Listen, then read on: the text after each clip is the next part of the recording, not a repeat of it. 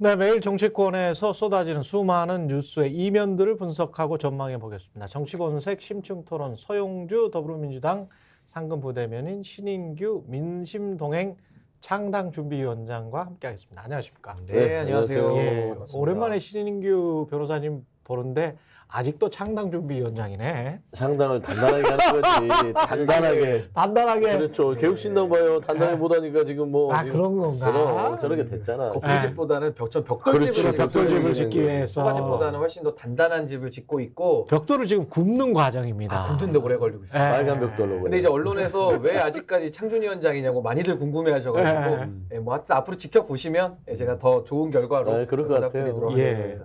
선거가 12일밖에 안 남았어. 2주도 안 남았어. 게다가 사전투표. 곧 있으면 사전투표하죠. 네. 거의 일주일 남은 거죠. 일주일 남은 거죠. 일주일. 야, 그 사전투표도 지난번에 비율을 보니까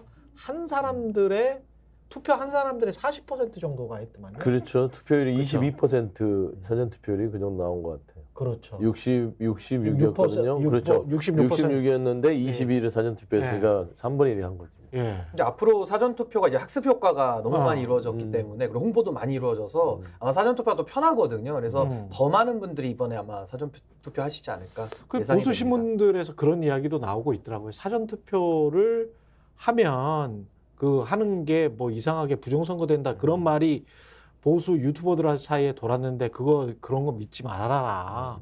사전투표 그냥 하셔도 된다.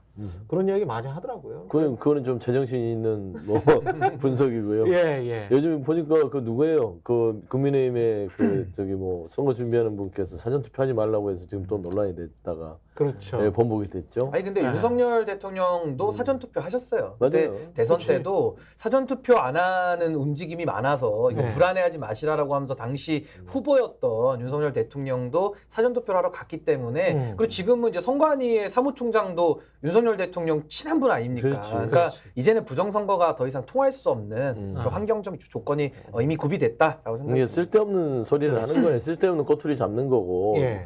아 투표가 무슨 죄야? 저희 국정운영 못하는 사람이 문제지. 아, 그래서 뭐 정치도 죄가 없습니다. 근데 여론조사랑 좀 달리 나오면 또 여론조사 때는 뭐 이렇고 투표 실제로 이제 기표해보니 나와보니 개표해보니 뭐 다르더라. 그래서 이게 뭔가 여기 흑막이 있는 거 아닌가 그런 생각을 가지시는 분들도 있는 거 꼭 공부 못한 애들이 그래요. 네. 뭔가 이거 시험 문제 뭐 뭔가가 있는 거 아닌가. 네. 나를 떨어뜨리기 위해서 뭐 어려운 문제를 낸 게 아닌가 그러거든요. 근데 그냥 공부 잘하는 사람들은 묵묵하게 어려운 문제가 나오든 쉬운 문제가 나가든 그냥 자기를 믿고 가는 건데 지금 꼭 공부 못하니 윤석열 정부가 그런 거 지금 따지고 있는 거예요. 어제 종로를 가는데 그 한 60대는 아니고 그분들이 한 70대는 될 것 같습니다. 그 어르신들이 이야기를 하는데 한 분이 굉장히 목청이 크세요. 목청이 크셔가지고 이야기를 하는데 뭐라고 하냐면 지금 여론조사가 다 좌빨이잖아. 그게 들리는 거예요. 그래서 무슨 소린가 들어봤더니 여론조사가 다 좌빨이고 중앙일보가 좌파로 갔다는 거예요.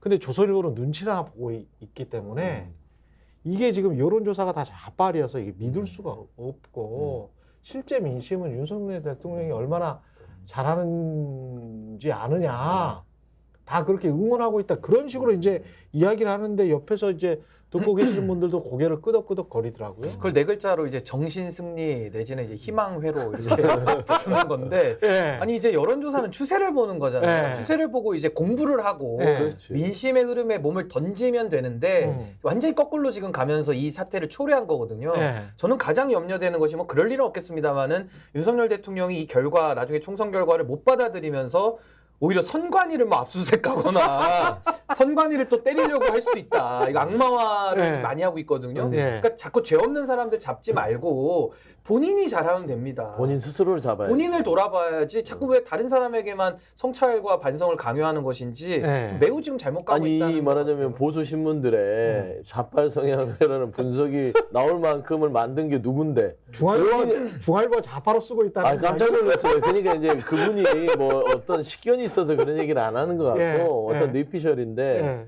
저는 봐서는 윤석열 대통령이 잘하면 이런 여론조사가 안 나오잖아요. 그렇죠. 이번 선거에서 솔직히 민주당이 뭐 많이 잘해서 이런 좋은 어떤 흐름을 얻는다고 생각하지는 않고요. 예. 저는 솔직히 윤석열 대통령이 가장 큰 우군이다. 음.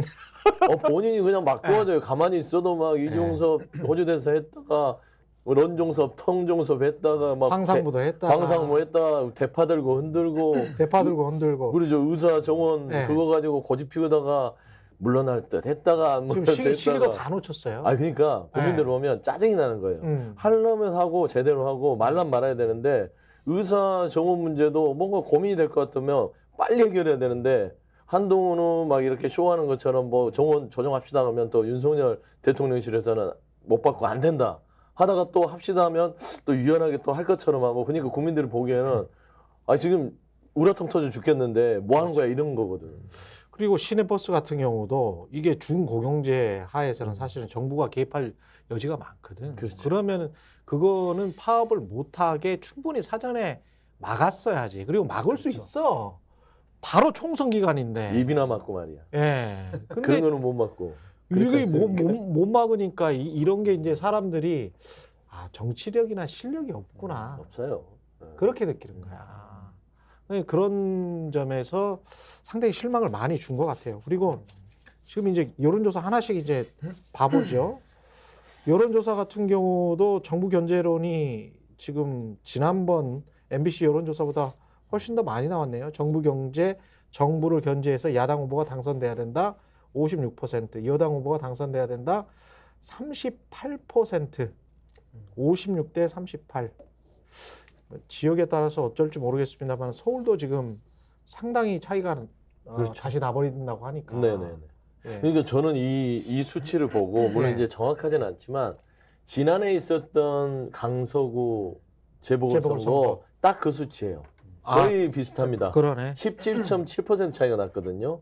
그러네. 딱 18%네. 그렇죠. 그러니까 거의 17.7, 18%예요. 예. 그러니까 제가 그 10월 10일이 끝나고 나서 12월 달에 얘기했던 게 국민의힘이 이런 식으로 어떤 국민 눈높이에 흡수하지 못하고 본인 스스로 반성하지 않으면 정확하게 10월 11일 강서구 재보궐선거가 이번 총선에서 재현될 것이다. 예. 기회는 있다. 정신 차려라라고 제가 얘기했었거든요. 정신 못 차리죠. 그래서 저는 이 수치가 지금 강서구 재보궐선거의 수치로서의 국민들의 심판이 지금 다가섰다. 저는 그래 보고 있는 것이죠.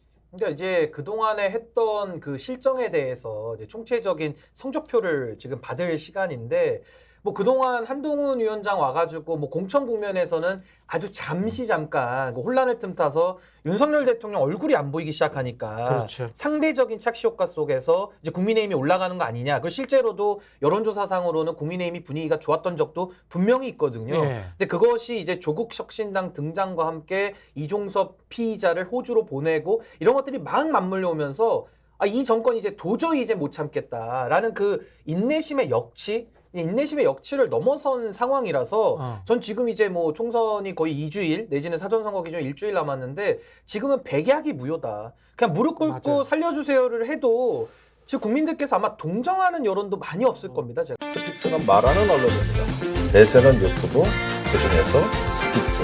좋아요, 댓글, 구독, 알림 설정. 여러분이 저희를 사랑해 주시고 우리가 여러분을 사랑하는 4가지 방법입니다.